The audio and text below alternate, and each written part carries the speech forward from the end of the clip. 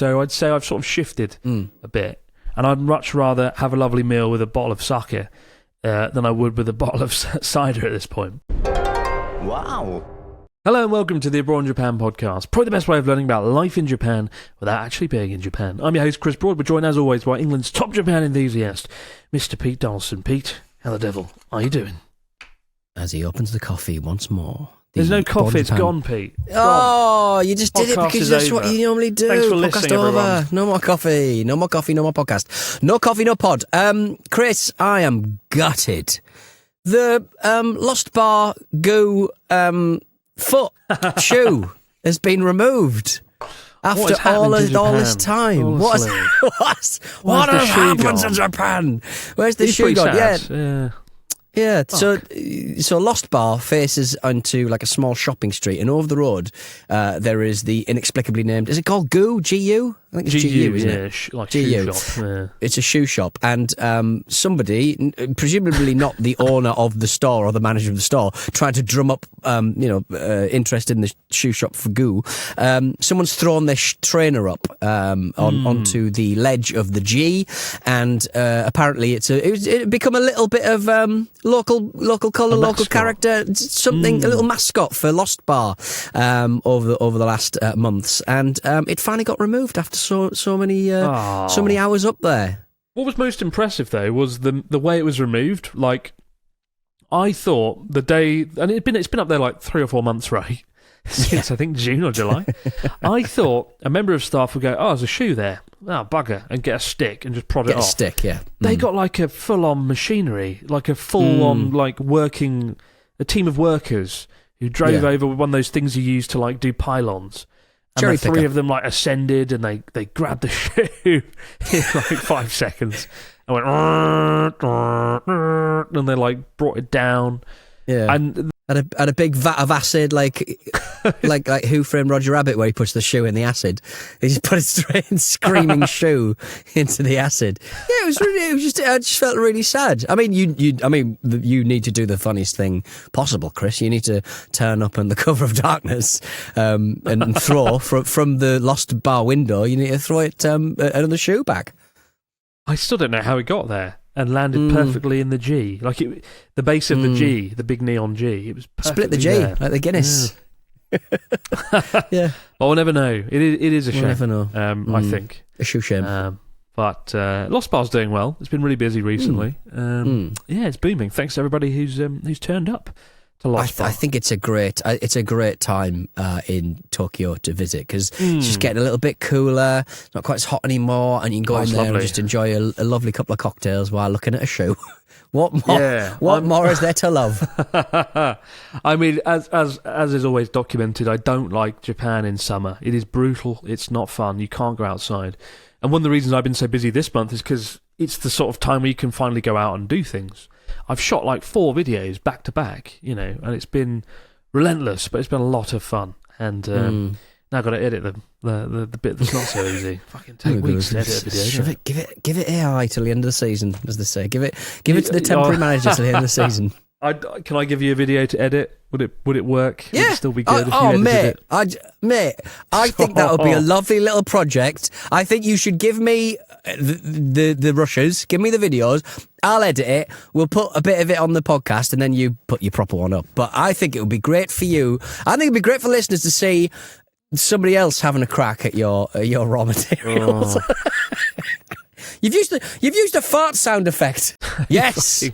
Yes, give me the Nico footage and I'll edit it to, an excellent degree, and we'll see what a real talented editor can do. Yeah, let's have some new blood. Let's try something new, Chris. For crying out loud! Oh, honestly, I'll think about it. I'll see what the people say. I'll see what you guys say about this idea. FedEx me a hard drive with the Nico footage. You've got to do something. Yeah, put in the comments if you're watching this on YouTube or even Spotify. Release the Nico footage to the Donny. Donny's editing suite. He doesn't use Premiere. He uses Sony Vegas. That's how good he is at it. Sony fucking Vegas. Oh, Sony Vegas, baby. I don't even think it's owned by Vegas. Some other company bought it. Now, they've tried to turn a product that hasn't been changed for 10 years into a subscription model. It's like, what are you doing, lads? That used to be £100. Used to be in the Steam sale. There was also, while I was away, there was a Halloween party event that Natsuki pushed for and made Ian do, I think. He was like, Ian, I want to be a Halloween man. I want a Halloween event. And Ian was like, okay, mate. And so they did this Halloween event. Apparently it was good. 100 people turned up. But apparently the bit where Ian was like, and now it's the time you've all been waiting for. Drum roll. Natsuki. Natsuki didn't come out because he was having a cigarette. And it was really awkward by the sounds of things. Just sitting around the corner smoking a pack of Marlboro cigarettes. Nice. Right. This scene is so typically Asso, isn't it? And he came dressed as the Joker. It was quite an impressive outfit, to be honest. Yeah, I saw your friend David, and an excellent editor of your stuff sometimes. He dressed as you, which I think was wonderful. Yeah. He's dressed. He had a little moustache. The moustache was spot on. Like the moustache was fantastic, and he had that kind of like quite annoyed face on in the picture I saw, which has become your brand. Well, it's nice Natsuki put some effort in where once it's normally, I'm a black Santa, and he just puts on a black Santa outfit. And that's a character he's made up. It's nice to see him paint his actual face for once. But we got a story from Ian and Priscilla, who says, hello, Chris and Pete. My wife and I made our first trip to Japan in 2019. Except for the pandemic years, we've been spending a couple of weeks over there every single year. Our last trip took us around southern Hokkaido, but we always end our holidays in Tokyo. This time, we stayed around Ginza and went out to a few quiet bars, including Ginza Magic, an amazingly fun dance bar playing classic 70s and 80s music. I'll have to make a note of that. That sounds really cool. Yeah. We arrived unfashionably early, around 8 p.m, but stuck around for a few drinks, made a few music requests. After about half an hour, a well-dressed businessman came in. It wasn't Natsuki. The staff seemed to know him, and he sat at the opposite end of the dance floor from us. After downing a beer, he got up very slowly and moved to the periphery of the dance floor. That's when all hell broke loose. The guy proceeded to own the moment and the dance floor. His limbs moved completely independently of each other and in totally wild movements, yet it seemed to somehow all make perfect sense within his dance routine. It was like Napoleon Dynamite if Napoleon Dynamite had been on speed. Watching his carefree dancing, my outlook on life changed just a little. After about an hour, the gentleman came over to my wife and I, sat down, and we had a great conversation about Japan, Tokyo music, and all things private equity. The big 3 or 4. Big three. Let's set the world of private equity to rights, everybody. You think that dancing was good? Get ready for BlackRock stock. We've since exchanged emails and agreed to connect when we're next in one another's country. It was one of my favourite nights yet. It is my favourite city in the world. Love a bit of Tokyo. Love the podcast. All the best. Ian and Priscilla. What's the dickens? Why don't I need to look this place up. Ginza Magic. Ginza Magic. It looks like one of those kind of record bars where they've got like a DJ who's playing proper vinyl, but it's kind of it's like... It's a rare thing for a dance floor in solo. Tokyo, though. Like, dance floors just don't happen. Oh, wow, that looks really cool. What the fuck? I love dancing, and I love dancing not to pounding EDM and K-pop. Yeah. It's just quite nice to sort of hear something that's not that really on the dance floor. But, that's wonderful. I'll stick that on my list. It looks really bloody good, actually. It says it's nostalgic disco that focuses on soul and funk music. That's my favourite.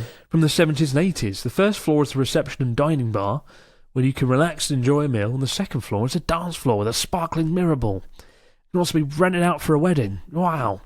I'll do a wedding there. They do Nomahordai from 6 till 10. Look, genuinely amazing. It seems like we've been paid by Ginza Magic to promote them. No, it's or maybe the bar story of the week. Of somebody working there. We're reading this email for the first time. Yeah, true. That's really cool, though. Wow. Every month I discover somewhere unique in Tokyo. Like I discovered a 1920s speakeasy style dance bar the other day. Right. It was fucking cool. There is so many good places around Tokyo. Just got to know where to look, or you got to listen to the podcast and hear the stories. Now Gas Panic's gone from Shibuya and Roppongi. I mean, you got to go somewhere, haven't you? Good old Gas Panic. Indeed. Make it Ginza Magic, clearly. I might actually try there. I haven't gone out as living in Tokyo. I find I don't go out as much as I probably should and explore places. I've become old. Become boring. Because Donnie isn't here to drag you out for you're one of our legendary booze-offs. Terrorise me. Yeah. I am thinking of February February maybe. Start getting out there for a week. Yeah. Get yourself to Ginza Magic. Get yourself to Ginza Magic. Yeah. Chuck some cheese around. But we got... What's this? This is quite an interesting news story this week, though. Right. It's about money. Speaking of... It's fucking... about money. Speaking of... what was it again? Person, the money, the thing? That doesn't matter. All right, go. Yeah, all right. Should we do Private the new equity, story? that was it. All right then. Go. Private equity. Yes, foreign tourists in Japan break the inbound fall tourism record. They are spending their money differently is the title of the story. But Japan's obviously having a massive tourism boom, and this time visitors just aren't just coming in record numbers, but they are spending their money a little differently. The Japan National Tourism Organization says around 3.27 million people visited Japan in September alone. That's up nearly 14% from last year. In total, over 31 million visitors have arrived so far in 2025, putting the country on track to break an all-time record, maybe even hit 40 million by year's end. But here is what is changing. People are spending less on the shopping and more on accommodation. So really? average visit spending is holding steady, but the amount spent in stores have kind of adjusted really. They don't do quite so much kind of I'm going to take this stuff home. That's dropped by 11%, while spending on hotels and places to stay has jumped at nearly 8%. I think this is, would you not say that this is kind of how sort of people are enjoying their holidays nowadays? It's not just, and obviously the globalization of products means that you can buy the same thing everywhere nowadays, and Japan's one of the few places where you can actually get some unique stuff because of the kind of like the lack of homogeny of their high street and stuff. So there are stuff that just works the Japanese populace, and so people are spending less money, but they are sort of moving towards just having experiences and having nice hotels and enjoying stuff like that. But it's a big shift for Japan, because they obviously relied heavily on retail tourism. Now they're just sort of it sounds like hospitality is the way forward for Well, I think I mean, this is something I've always said to people coming here, like outside of cities like Tokyo and Osaka, where you can just get a business hotel. I honestly think my favourite experience, my favourite thing in Japan is going to a ryokan, getting a nice room, tatami mat, and maybe a private bath or a bath outside or whatever. Having a lovely meal, a kaiseki dinner, multi-course meal with local ingredients, and splashing around in the bath later. I think for me that is the quintessential number one thing to do in Japan. Yeah. I would always encourage you to do that over, not doing that. Go out and actually enjoy the fucking ryokans and the hot springs, and it is the best thing about being in Japan. Don't do it in Japan and Tokyo. Don't do it in Tokyo and Osaka, but do it in places like maybe Kyoto. Kyoto has a lot of beautiful ryokans and a lot of wonderfully renovated machiya townhouses. I mean, my favourite thing is also, if it's not a ryokan, a good old machiya townhouse in Kyoto or Kanazawa is another great way to just relax and unwind. Yeah. The architecture of these places is phenomenal. All natural materials like wood and paper. It's incredible. And also I think older people are coming to Japan. I've noticed a lot of my friends' parents have been coming to Japan, and they wouldn't have considered it before. Yeah, I think both because it's quite expensive and far away and a bit complicated and a bit intimidating. But now Japan has become a lot more accessible in general. You're seeing a lot more older tour groups coming here and actually trying to enjoy the country for themselves. And they typically have a bit more budget, than folks in their 20s and 30s. So I suspect that might be why some of the expenditure has gone up as well. I think I read that British tourists actually spend the most in their time in Japan. Presumably because they come a long way. It's a once-in-a-lifetime thing often. Yes, so they'd like to splash big, right? Well, certainly my experience. It's all pretty encouraging stuff, though. Yeah, pretty good stuff. It's all pretty encouraging. And tourism is really important for Japan. I know some people will sort of focus on the over-tourism bit. And there's no doubt your Kyotos and your bits and pieces of Kyoto and Tokyo are subject to over-tourism and a bit overrun. Most notably, I think that street leading up to the Kiyomizu-dera Temple in Kyoto is the most notable one, right, when it comes to over-tourism.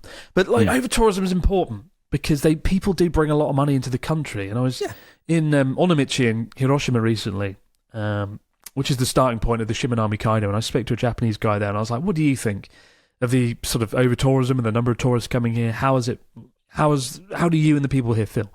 And he's like, "Oh, it's brilliant. It's because the population in Onomichi is going down, and it's led to a lot of money and investment in the town, and a lot of public services that might otherwise have disappeared." And I know tourists can be scapegoated a lot for things going on in Japan, but I think it really is benefiting the country. Most people do believe that the money coming in here is good. Well, Japan's trying to sort of siphon people away from Tokyo, take people away from sort of Kyoto and places like that. I think people are starting to realise how navigable Japan is and how easy it is to get to certain places. So I think you are going to see a knock-on effect, like more people experiencing the secondary towns like Fukuoka and places like that. I think that's going to be a real boom for those kind of areas, and they should do, because Kyushu is my favourite place to be. You and me both, man. You and me both. We'll be back in a moment, guys. Your stories, comments, and questions, though, over in the fax machine. Wow. And we're back with the fax machine. What do we got this week from our listeners? Mr. Donaldson, fill us in. Oh, I'm tearing off a bit of paper for Jeppy or Cheppy, maybe. Hi, beautiful people. Me and my wife are going to Tokyo in March 2026. It'll be our third time in Tokyo and fourth time in Japan. It will also be our first time with a bigger budget than we've had previous times. Oh, Jeppy Daddy Warbucks. What do you recommend for tourists to see, do and eat when they've already experienced all the main touristy things in Tokyo and they are no longer poor? Any secret insider tips are well appreciated. Love, Jeppy. Happy. Jeppy? I don't know. Or hip. I wonder, yeah. Yep. I mean, don't know really. What's the answer, Pete? Food! Eat the food, the food. Tokyo apparently has the most Michelin-starred restaurants in the world, 160 restaurants. You could have a Michelin crawl, like a restaurant crawl.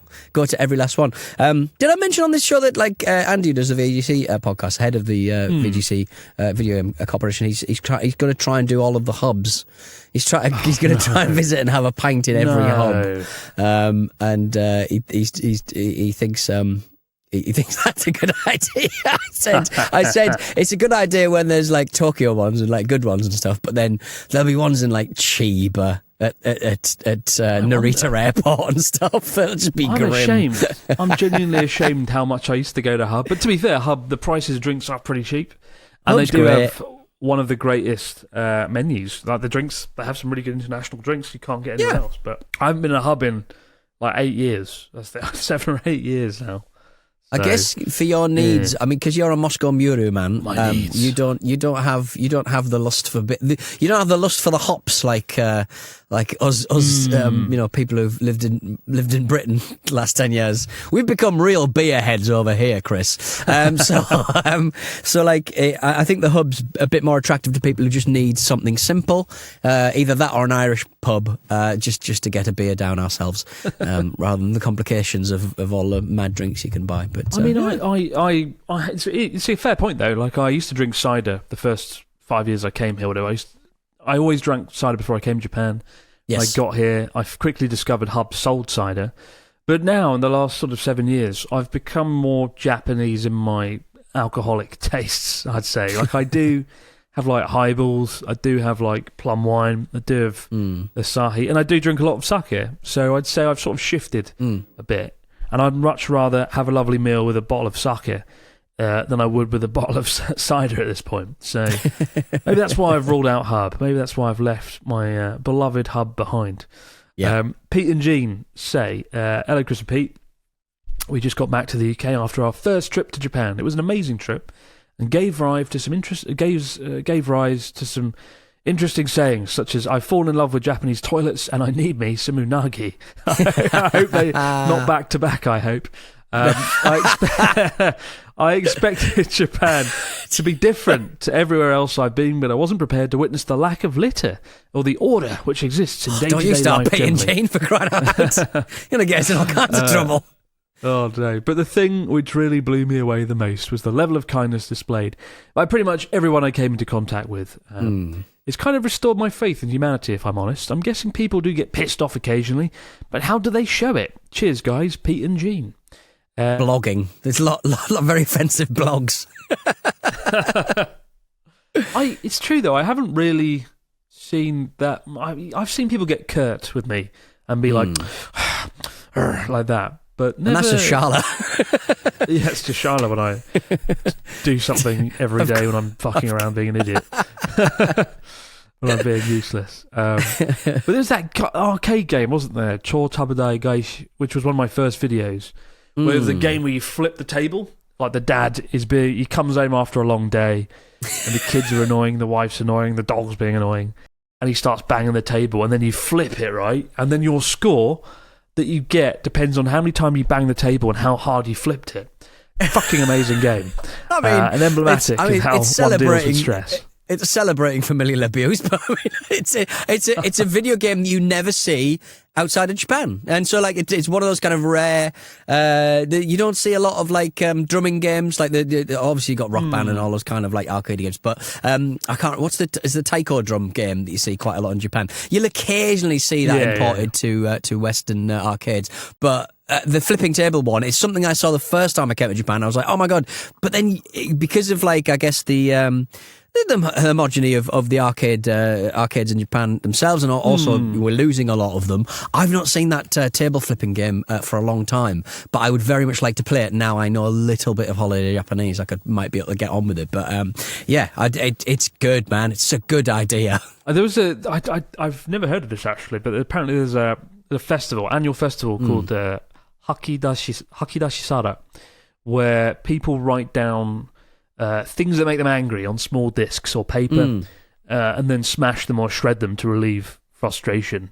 And it's like a modern anger management technique. I hate Pete Donaldson. Smash. You know. I think I've done that throwing disc thing to smash, but I don't think I wrote on it.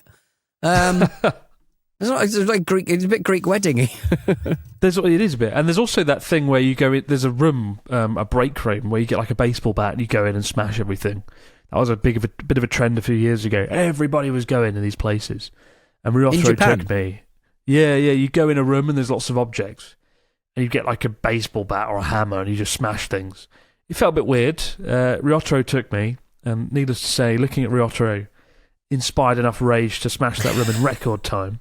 But it was a big thing. Everybody was doing it. I think the craze sort of died down a bit, and probably it's not that popular anymore. A little bit like it's like the escape rooms and axe throwing in England, where just a lot of people have been on umpteen stag do's. But you know, turn your shed into an escape room. I have. I've just put loads of stuff in it. It makes it very hard to leave and access, to be honest, because of how untidy I am.